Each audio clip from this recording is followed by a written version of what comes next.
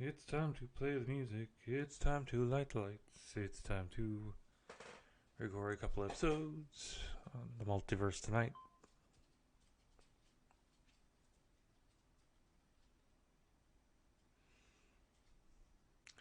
Just setting things up here, muting things.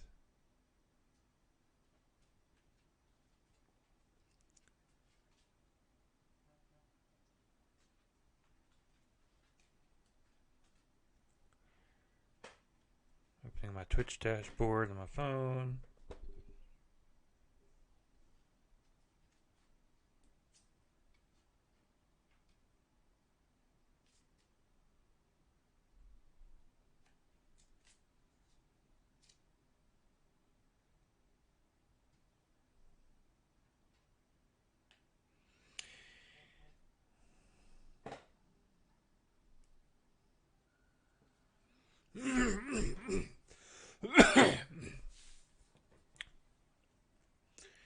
I had a good lunch, but unfortunately, lunch never likes me. I get a lot of crap in my throat, so trying to get all the hacking out done beforehand, which is why I took my time. You know, waited this long to go, but it's still sitting in my throat, so we'll just have to live with it.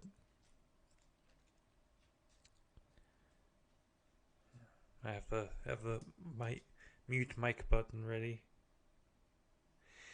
Anyway, today I'm supposed to have an interview with Tom Constantino from the Orville today, and the recording of that is going to happen well after I finished recording the episodes today, because we've set up a time at 5 o'clock. 5 o'clock my time, so which is 3 o'clock for him. So, yeah. So that's what we got going there.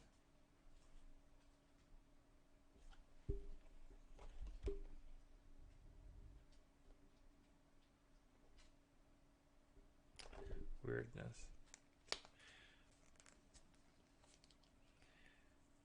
I have a cheap pad for my phone here.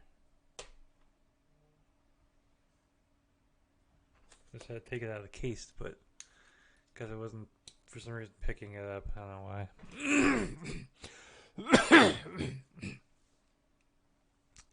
Anyway, we'll get to recording here in a minute. Bring up today's notes.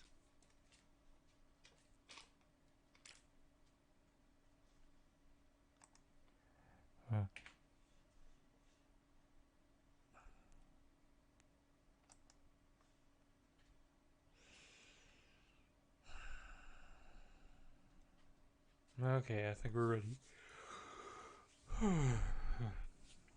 By the way, you'll notice today I'm drinking on my new mug. Ooh, oh. Well, I've been drinking out of a mug I got from Sci-Fi for Me, but I decided I need a mug all my own. So luckily Cafe Press had a sale going on. Make a mug with whatever picture you want. So I just slapped my logo onto a mug, and there we go. Cheap mug. All right. Make sure we're going there.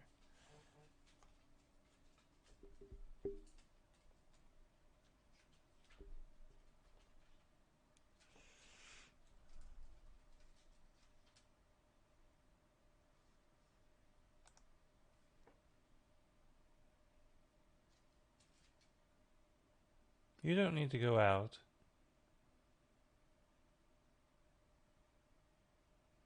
You just want to eat poop.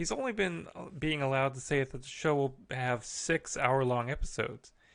And he also has been able to reveal that the story sits between episode 3 and episode 4. And he also wants to quote, get closer and closer to how Obi-Wan felt while Alec Guinness was playing him. I feel like I'm grayer and near him in age, so it's easier to do, unquote. You know, I can see it. You know, right now, Ewan McGregor is only 17 years younger than Alec Guinness was when the original Star Wars debuted. So, you know, he is getting into that right age frame. So I guess we'll have to see what this is when that airs. Disney Plus, by the way, is just a few days away. It's just over a week away from debuting. Aren't you excited? You get to spend more money for more streaming services. Yay! Anyway, filming on the show itself will start on summer of 2020 and will debut on Disney Plus sometime in 2021. The trailer for The Rise of Skywalker was big news, and now the movie's showing up in everything, including a United Airlines in-flight safety video. Let's take a quick look at that.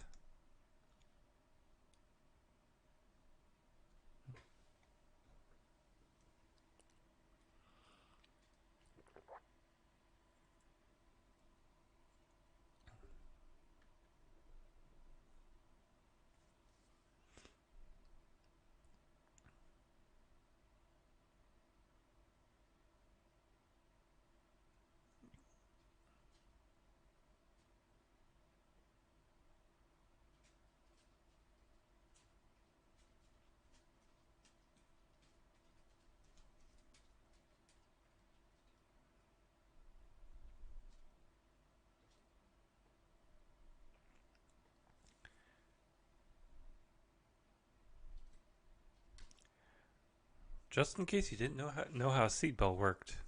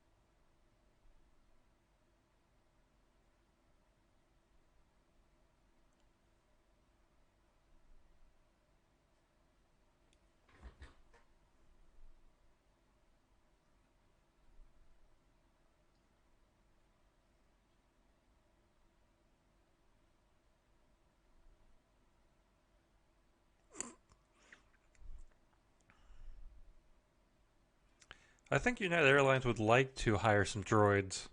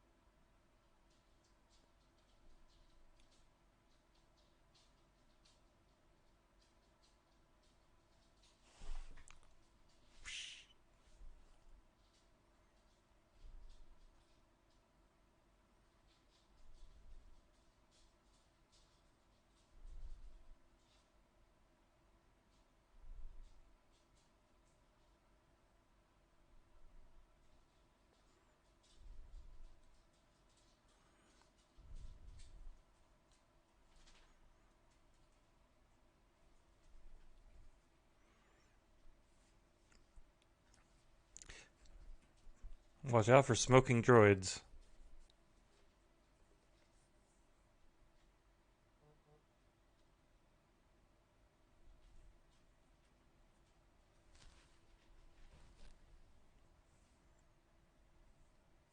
Remember, turn off your droids.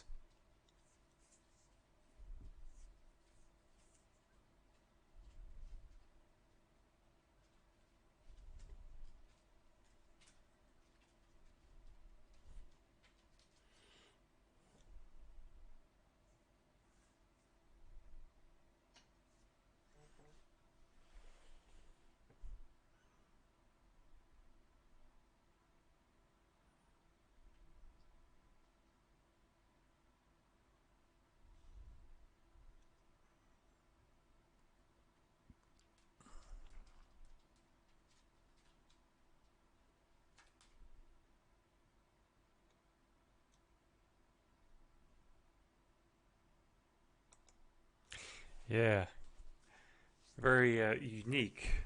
Huh. Um,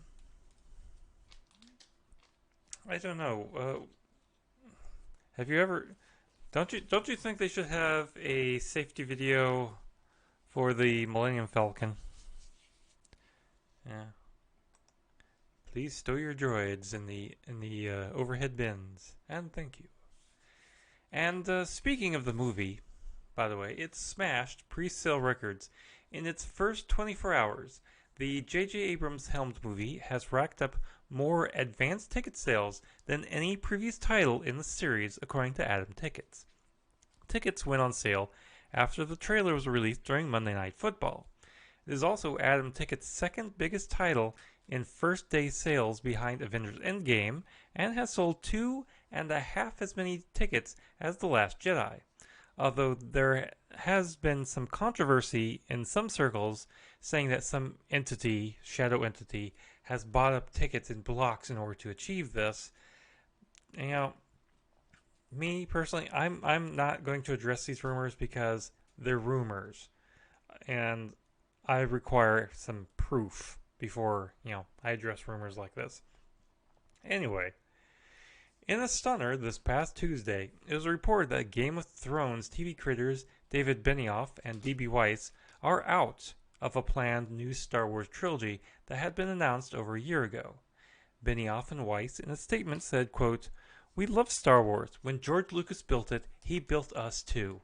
Getting to talk about Star Wars with him and the current Star Wars team was the thrill of a lifetime, and we will always be indebted to the saga that changed everything. But there are only so many hours in the day, and we felt we could not do justice to both Star Wars and our Netflix projects, so we regretfully are stepping aside." Unquote. Now, that trilogy would have been out on December 16th of 2022.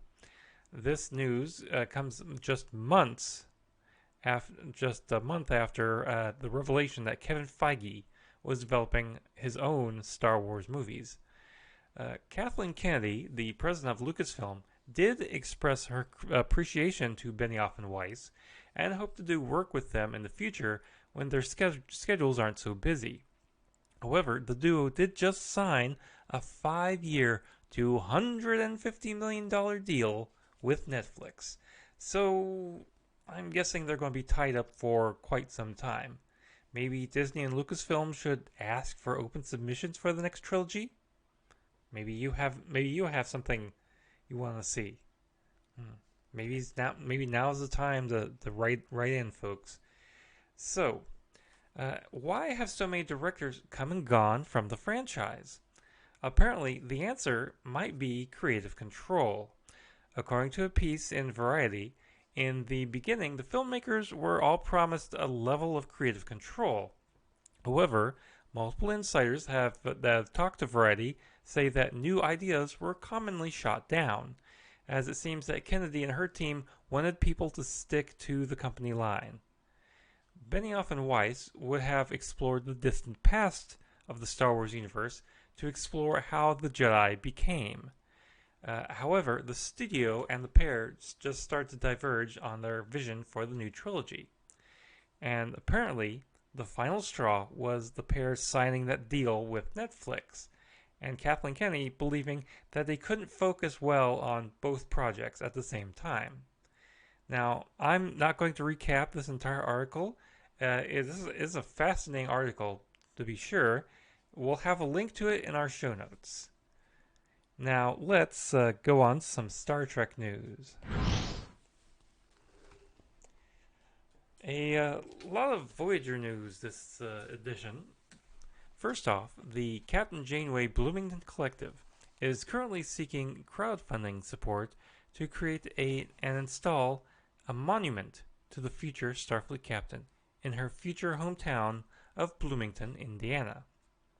The proposed monument would be a bronze bust of Janeway on a limestone base in the shape of Starfleet insignia with stainless steel plating. Now, it will have info on Captain Janeway and her backstory and her connection to the town, and would be installed on Bloomington's Beeline trailer. The company is sponsored by the campaign is sponsored by the Indiana Housing and Community Development Authority, and is now live on Patronicity. Artisan Alley leads the campaign with permission from CBS Studios. Now, if they achieve their goal of at least $12,500 by December 21st, they'll receive a matching grant from the Indiana Housing and Community Development Authority.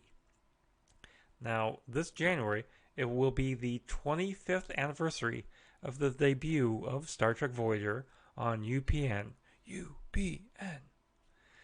Now, right now, as of this recording, they're about halfway to their goal, so there's still time, and just go over to the Patron City website and look it up, or just type it into Google. It's good for everything. Titan Books has announced the autobiography of Captain Janeway, the history of the captain who went further than any had before. The book, written by the Admiral and edited by Una McCormack, recalls her journey through the Delta Quadrant. The book will come out on July 14th, 2020. Titan has also announced other Star Trek hardcovers for 2020. The Art of Star Trek Discovery by Paula M. Block and Terry J. Erdman, which will have cast and crew interviews, photographs from the set, concept art, and storyboards with never-before-seen content from the first two seasons, and will come out in April the 28th of 2020. Now, also coming from Titan Books is Star Trek, the hard words to say, folks. Also coming out from Titan is Star Trek, The Artistry of Dan Curry, written by Dan Curry and Ben Robinson. Now, this book covers his Emmy Award-winning work from The Next Generation all the way through to Star Trek Enterprise. The book will offer a look at some of Curry's techniques and reflections on highlights from his Star Trek career in his own words. The book will have photos and illustrations from Mr. Curry's own collection, and will also have contributions from Star Trek stars like Michael Dorn and Scott Bakula. The book goes on sale on September 1st, 2020. Now, let's go to Geek News. Amazon's Lord of the Rings series has a main villain. The series has cast Game of Thrones' Joseph Mawle, according to sources to The Hollywood Reporter. Mawle is believed to be playing a character named Orin. He joins Will Poulter and Markella Kavanagh in the cast. Production on the show is set to begin in 2020. Stranger Things' fourth season will consist of just 8 episodes, but that next season is still a ways off. Filming will start in January and will wrap in August, so we won't have a summer premiere like the last season. So maybe a Halloween debut? Netflix has released some preview photos from its new vampire series, V Wars, based on the book series by Jonathan Mayberry. The series follows a doctor and his best friend who has been transformed into a vampiric predator. Ian Somerhalder plays Dr. Luther Swan, and Adrian Holmes plays Michael Fane. Here's the official synopsis. Dr. Luther Swan enters a world of untold horror when a mysterious disease transforms his best friend, Michael Fane, into a murderous predator who feeds on other humans. As the disease spreads and more people are transformed, society fractures into opposing camps, pitting normal people against the growing number of these vampires. Swan races against time to understand what's happening, while Fane rises to become the powerful underground leader of the vampires. Unquote. Sounds interesting. The 10-episode first season will arrive on Netflix on December 5th, just in time for Christmas. And speaking of Netflix, they have renewed Katie Sackhoff's series, Another Life, for a second season. The series, which centers on Sackhoff's astronaut Nico Breckenridge and her crew as they take on a high-risk mission to investigate an alien artifact and find extraterrestrial intelligence. The 10-episode season will begin production in 2020. Season 1 is out right now. Disney Plus will not rotate its content like other streaming services once the service debuts on the 11th. A spokesman for Disney Plus confirmed to comicbook.com that nothing licensed will be rotated each month, and nothing from Disney's Signature Collection will be rotated in or out. Now, this is a change from the past when Disney used to bring out a classic movie for a limited time and then put it back in the, quote, Disney Vault, unquote. So, you'll be able to watch it forever and ever and ever and ever and ever. Now, let's get to that interview with the Orville associate producer and editor, Tom Constantino.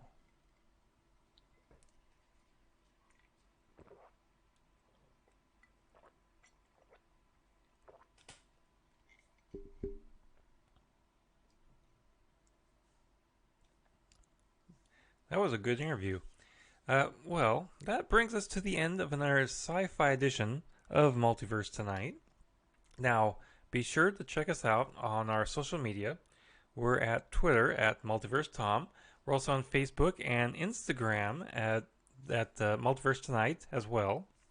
And if you'd like to contribute some money, please visit mtpodcast.com to go to our Coffee or Patreon links.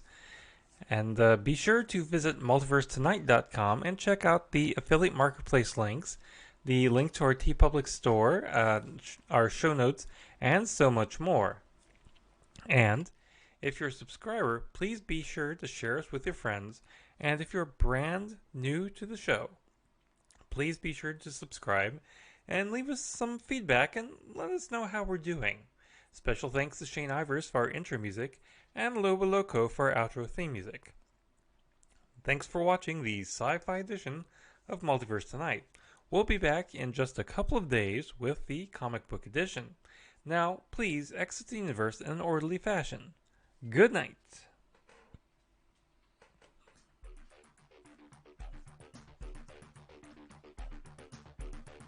Multiverse Tonight is a production of Half Baked Genre Productions. Copyright 2019. All rights reserved.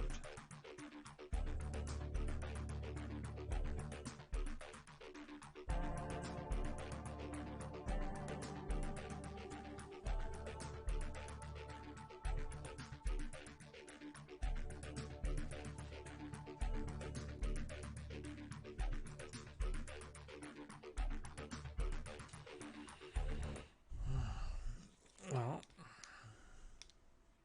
that was fun, and it seems short.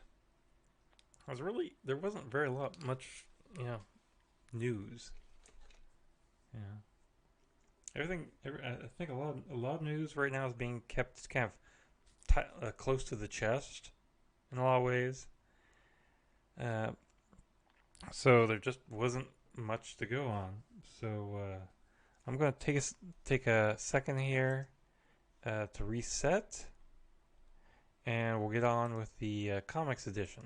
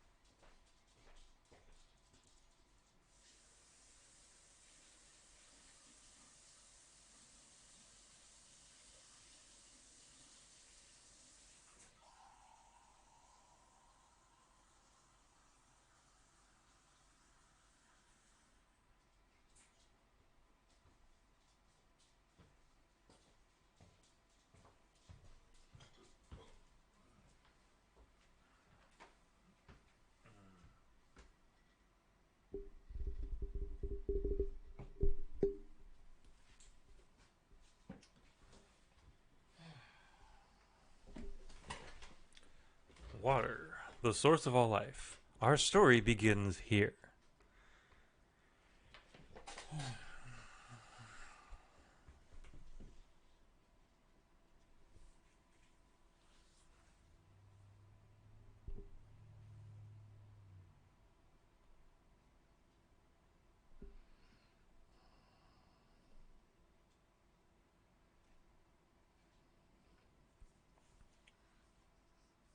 Here's some news you can use. The FCC has formally approved the T-Mobile Sprint merger. This, of course, won't mean much to you unless you use T-Mobile and Sprint. Yeah. So that does make it basically they're in the final. That's pretty much the final okay that they needed. They already had the Justice Department sign off on it, so now the FCC has signed off on it. So basically, they're being given the green light to finally merge the two companies. So, yeah, for good or ill, it is what it is. Yeah, you may notice my little sticker here. There it is. I voted over lunch today.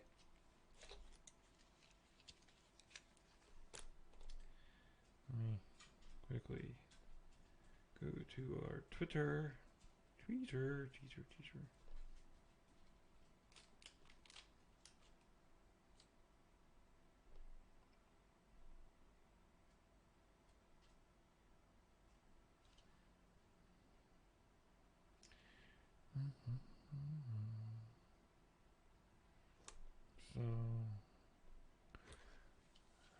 looks like no bad news from Tom Costantino. Yeah, I guess no bad news is good news. Okay, all set. If you ready to go. Probably put the Stitcher ad somewhere in this episode. Anyway, all right, let's get ready.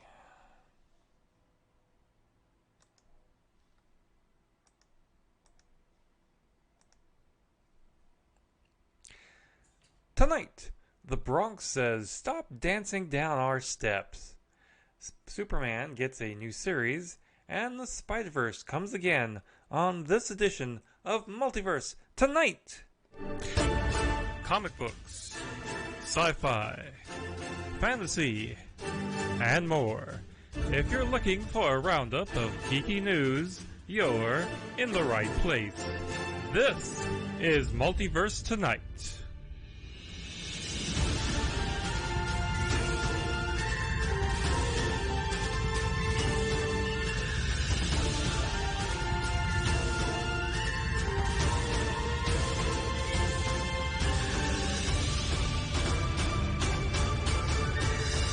And here's your host, Thomas Townley.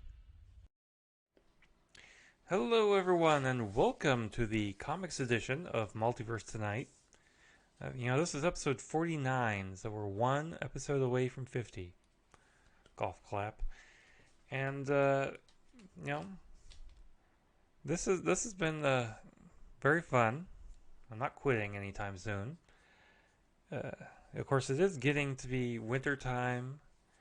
Time of toys, games, snow. We already had our first snowfall, by the way. It came and went in one day. Anyway, a few days ago, I started playing Luigi's Mansion 3 for the Nintendo Switch. It's a very good game. I highly recommend it. But I do have to caution that if you're going to play this, you might want to, limber up your fingers first before you do it, because it is very button intensive, and it uses pretty much every single button on the console to operate all his various functions on the Poltergust. By the way, Have you been watching HBO's Watchmen? Yeah, that is an awesome show, and it has, of course, stuff offline. And this, in this case, it's called the PDpedia, after the character that was just introduced in this week's past episode. And if you want to see it, go to the show's website on HBO. It has all sorts of background information on what's happening in that week's episode. Basically, it's done as if the character is like just clipping like articles or memos here and there and pasting them onto his little web page. Now, I hope you did tune into the sci-fi edition this week of our little podcast. It's just one episode back in our feed. Yeah, you can stop right here and go right to it. I had a great interview with associate producer and editor Tom Constantino from The Orville. And again, if you want to hear it, go back one episode. That'd be episode 48 in our feed. Now, let's get on with the news. So, you loved the DC Joker movie, and you want to recreate Joaquin Phoenix's dance down that set of stairs. You know, I haven't even seen the movie. I've only seen it in the trailer, but still, it looks like, fun, doesn't it? That set of stairs is located in the Bronx neighborhood of New York, at the corner of Shakespeare and Anderson in Highbridge. And, well, you might not want to go there. According to a report, residents of the community aren't really thrilled with the attention, and one man decided to send a message by throwing eggs at some of the tourists descending the staircase.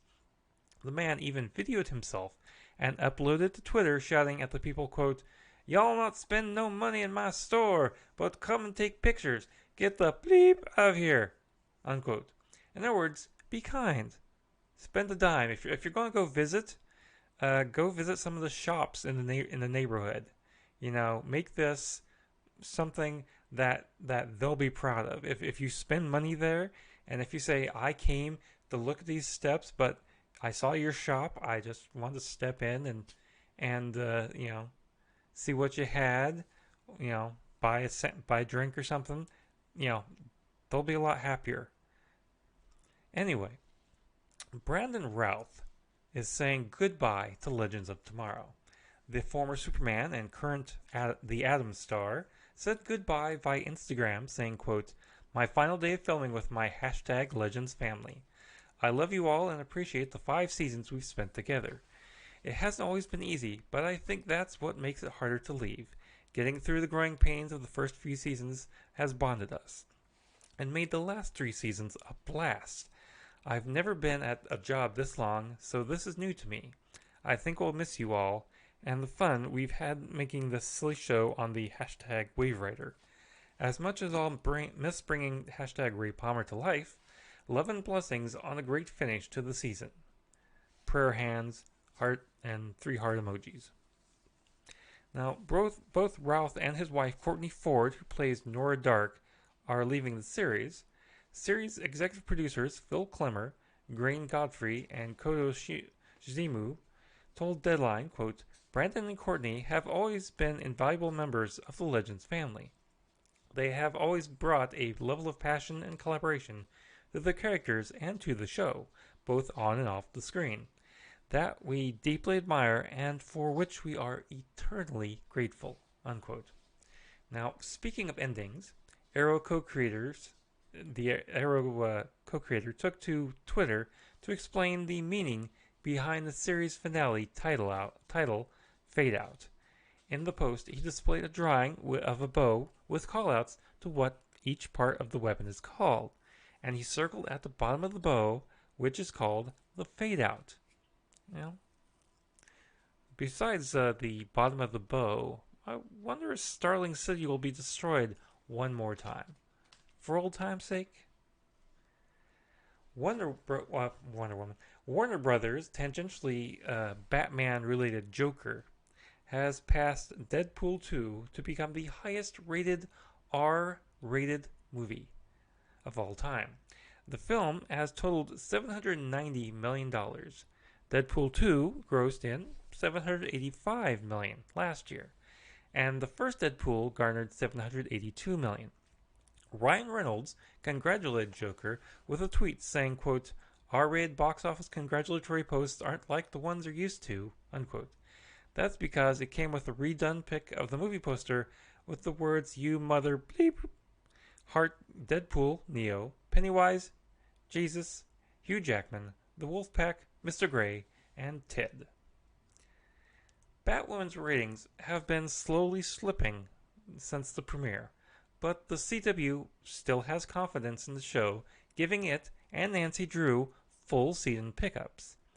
Now, CW went on to emphasize that both shows +3 and +7 ratings are doing great, with double-digit gains. Not only have they given Batwoman the full season, they've also extended the order from 13 to 22. So this just goes to prove that streaming is just as important as watching it on day one. Lucifer is in the midst of filming its final season, and Kelly Clarkson on her talk show got to visit the set with her mother and sister. While there, Tom Ellis announced that the 16-episode season will be split in two, saying, quote, Season 5 of Lucifer is going to be split into two halves. Netflix are going to drop 8 episodes, and then there's going to be a little break, and then they're going to drop another 8 episodes, unquote. There will also be a special black and white 1940s themed episode with musical flair. The release date has not been announced. Wonder Woman 1984 director has all but confirmed that Pedro Pascal will be playing Maxwell Lord. You realize I didn't add her name onto that post?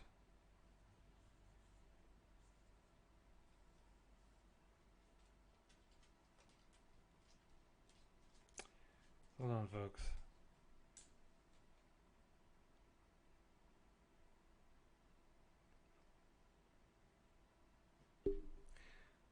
Let's go again.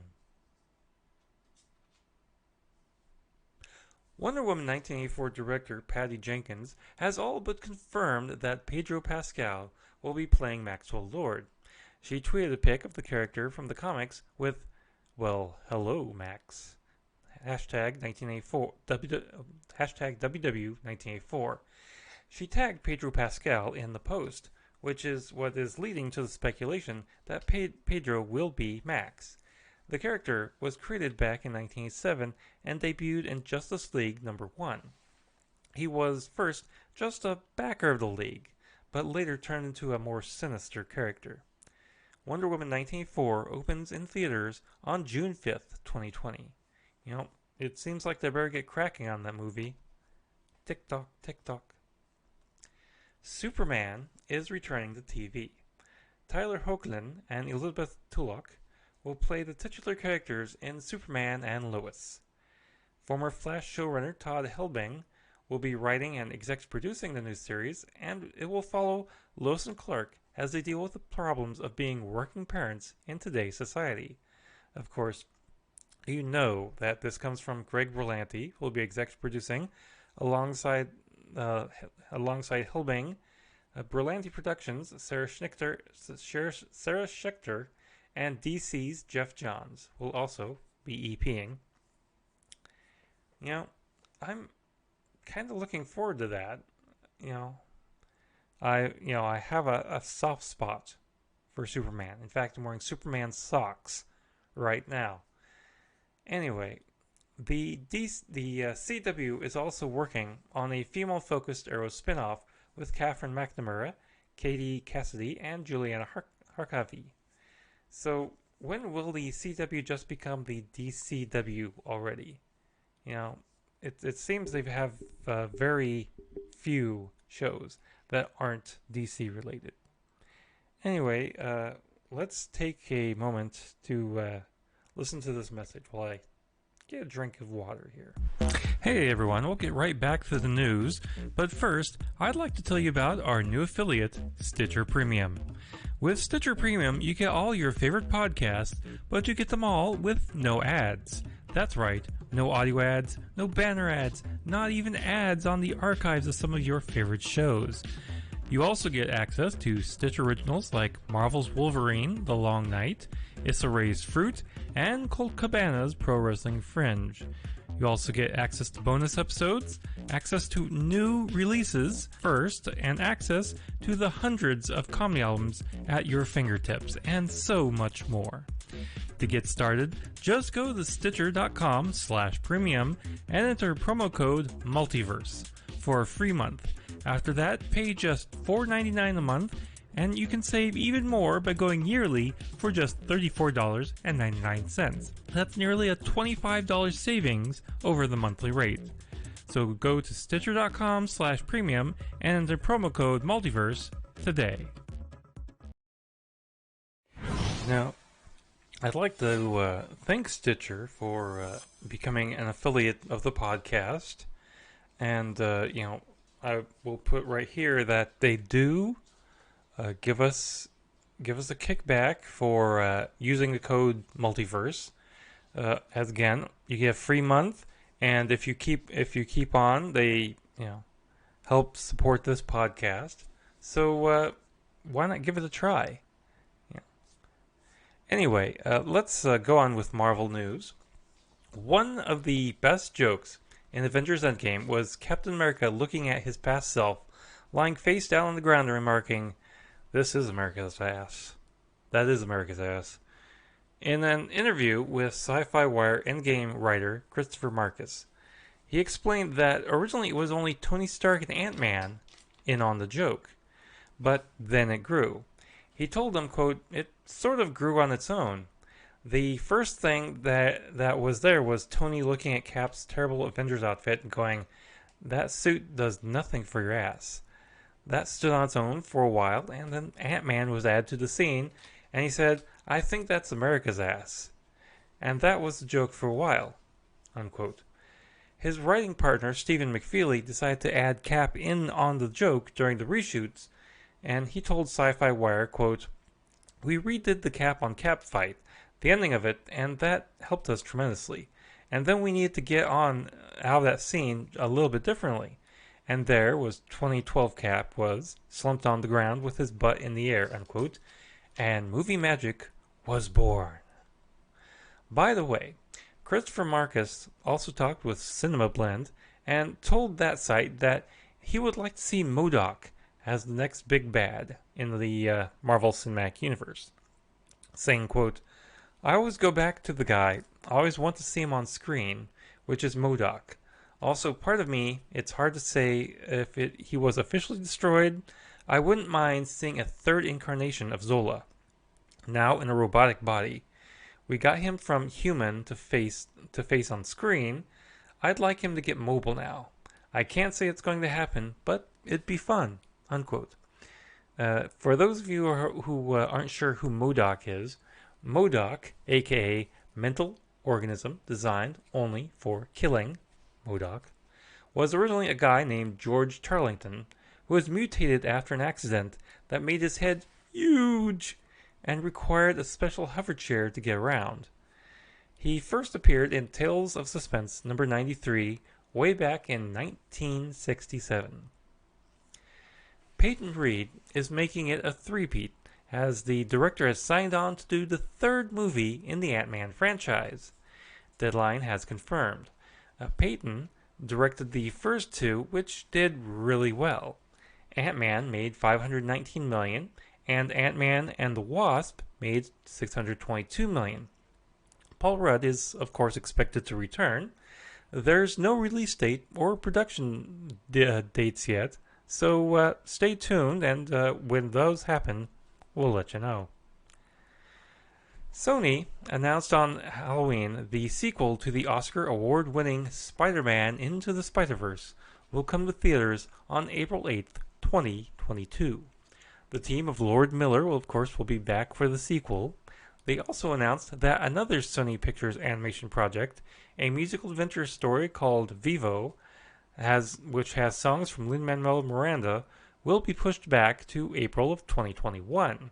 Vivo was a project that they acquired from DreamWorks and centers on a capuchin monkey and that has a thirst for adventure and a passion for music, who makes a treacherous passage from Havana to Miami to fulfill his destiny. Cuellar Aguirre Hudes, Miranda's collaborator on In the Heights, wrote the script with the Croods director Kirk D'Amico, who is directing. A report from Variety might spell a particular problem for Marvel's Hawkeye series. Haley Steinfeld is supposed to be up for the lead role in the series, but she already has a role on Apple Plus's series Dickinson. When asked about it at the premiere for the show, she played coy about it, saying, quote, "That I don't know about. And I don't know. I have no idea what you're talking about." She seemed completely taken off guard by the question. Sources have told Variety that her deal with Apple might preclude her taking a role on a competing streaming service, although her team could always negotiate a fix for that. If more detail does come out, I'll let you know. Now, here's some Marvel Comics news. The X-Men comic lineup is expanding. The 2 new titles were announced at the MCM Comic-Con in London. First off is Giant Size X-Men. This will be an ongoing series of special issues written by John Hickman that will spotlight individual characters or small groups of characters of X-Men and will each be illustrated by different artists. The first will star Jean Grey and Emma Frost with art by Russell Dodderman. The second series is a 4-issue miniseries, X-Men Fantastic Four, written by Chip Zdarsky, with art by Terry and Rachel Dodson. The story surrounds Franklin Richards and the question of whether or not he belongs on Krakoa. Remember, Franklin Richards is a mutant. Both series will be out in February. Marvel is teaming up with SiriusXM to make exclusive podcasts. The shows will be first available to SiriusXM subscribers with streaming access via connected devices and to all Pandora users. There will be 4 series to start, one featuring Wolverine, Hawkeye, Black Widow, and Star-Lord. Now, there's a 5th series in the works that have all those characters teamed up. There will be an unscripted series also that will look at Marvel's history through a modern-day lens and include talk shows and series dedicated to popular Marvel franchises. Another series that's being worked on would be an interview show with celebrities. Now, the deal doesn't give SiriusXM exclusive ownership of the shows, and they'll be released widely after an undisclosed amount of time. The shows will start coming out weekly in 2020. Marvel's Cloak and Dagger will not see a 3rd season. The Freeform series has been canceled, possibly due to the shakeup at Marvel Television with the departure of Jeff Loeb. Series creator and showrunner Joe Podolsky shared his feelings where everyone does, of course, Twitter. Now, this is a long post, so I'm not going to give you, all of it. I'm just going to give you kind of, a main highlights. The rest of it you can read via a link in our show notes. He said, quote, "So yeah, there are parts of me that feel gut-punched or angry at larger corporate forces, but the biggest feeling I have in my heart right now, by far, is pride. I'm so bleep proud with what we got to do on the show," unquote. Now, let's go to some geek news. The Tom and Jerry movie has been moved forward on the calendar to December 23rd, 2020. The live-action movie was originally supposed to come out in April of 2021. The movie is about Tom and Jerry getting kicked out of their home and moving to a New York hotel where Chloe Grace Moretz's character must evict Jerry or lose her job. and hilarity ensues, I guess. The film will also feature Michael Pena, Ken Jeong, Jordan Bolger, and Paleva Sharda. The remake of The Witches with Anne Hathaway has also been moved up to October 9th of 2020. Mm, you know, I'm just... yeah. Anyway, the Muppets are getting their own talk show on Disney+. Disney and the Jim Henson Company have announced a new comedy talk show called Earth to Ned. The 30-minute show will feature an alien Muppet called Ned, who interviews celebrities, and will be part of Disney Plus's unscripted lineup. The show will be executive produced by Brian Henson and Vince Reza from the Jim Henson Company, and Joseph Fried and Alison Berkeley from Marwar Junction Productions. Actor David Dastmalchian has a new comic book out that the character created called Count Crowley, Reluctant Midnight Monster Hunter, that he wrote on the set of Dune. Now, he told The Hollywood Reporter, quote, "I was on break, sitting in my trailer, and I started jotting down this idea that had been awoken up in me." Unquote. The comic is set in 1983 and centers on a character named Jerry Bateman, who ends up hosting a nightly creature feature on a small Midwest station, but soon learns that the job also includes hunting down monsters that are trying to control the world's news and information. The titular Count Crowley, her predecessor, went missing. David said of the series, quote, "I'm dealing with all these issues relevant to my own sobriety, my own struggles with interpersonal relationships, the way I relate to my family, dealing with feelings of shame, guilt, the giant growing pains we're going through as society as a whole, and think about how all that filters through the metaphor of monsters battling monsters." Unquote. The comic is out now. Comedy Central has ordered a new animated web series from Bobby Moynihan called Lofi. Lofi is an animated comedy about a weed-dealing manatee running a drug empire out of the Central Park Zoo. Bobby will write, act, and executive produce the series alongside Big Breakfast Luke Kelly Klein. The show joins Blark and Son from Stupid Buddy Studios, Comedy Central VP of Digital Original Development. That is a tongue twister, folks. Steve Elliott said, quote, "We are so excited for both of these series as we continue adding original content to our growing digital portfolio," he said.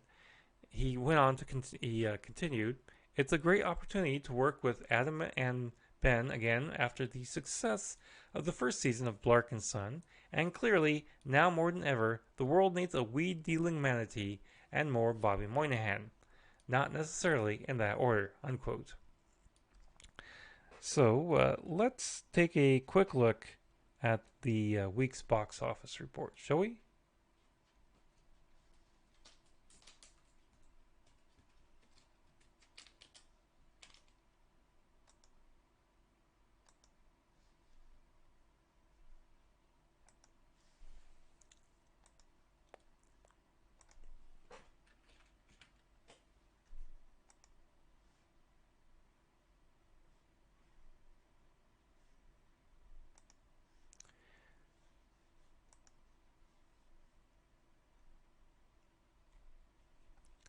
Now,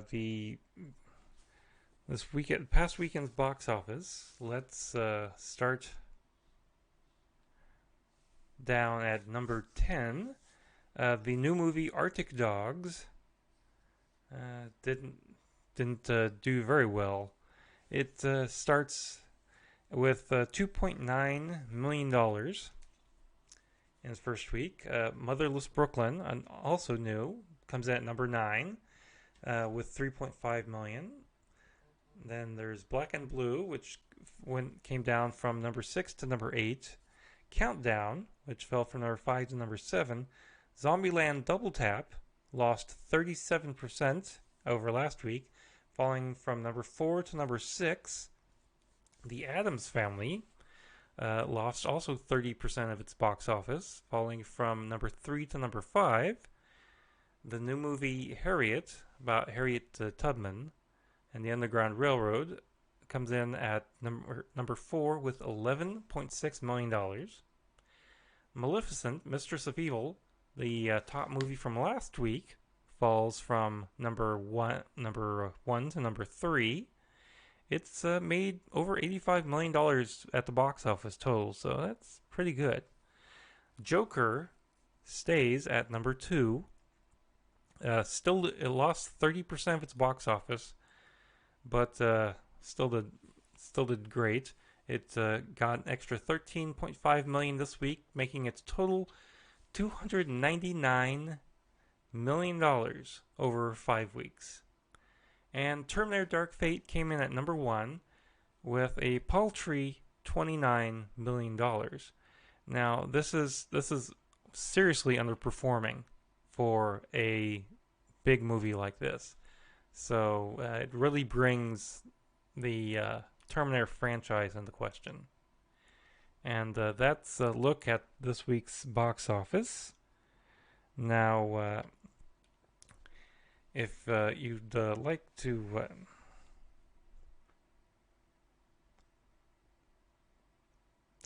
And that brings us to the end of the comic book news. Be sure to check us out on social media. We're at Twitter at Multiverse Tom. We're also on Facebook and Instagram as well as at Multiverse Tom or Multiverse Tonight. And please, if you'd like to contribute some money, visit mtpodcast.com to go to our Coffee or Patreon. And be sure to visit multiversetonight.com and check out our affiliate marketplace links, the link to our TeePublic store, our show notes, and so much more. And if you'd like to...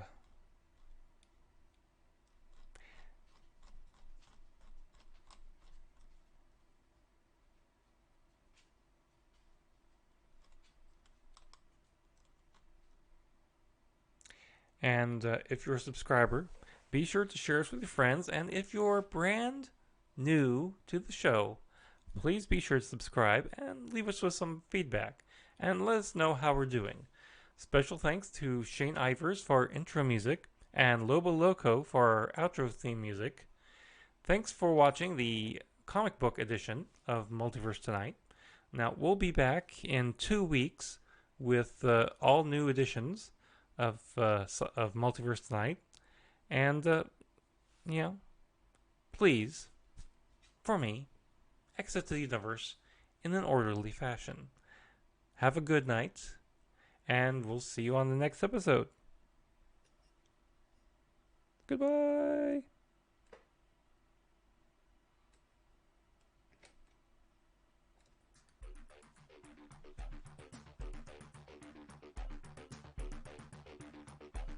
Multiverse Tonight is a production of Half-Baked Genre Production. Copyright 2019. All rights reserved.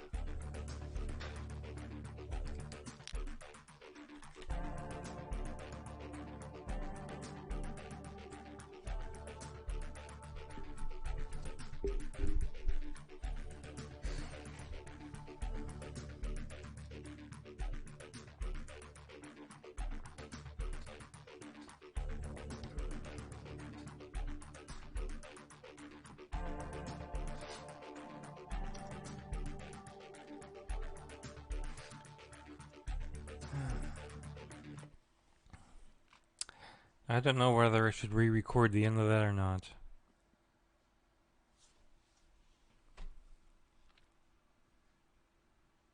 Nah. Let's be real. Well, now, thank you if you've tuned in at any time, or if you're watching this, replaying this later on the Twitch or YouTube. Thanks for thanks for your time. It's much appreciated. Again, all that interview will be properly placed into the show at the right time. So it'll also be put up on the Multiverse Tonight page on YouTube as a separate thing. So be sure to watch it. Thank you very much. Good night.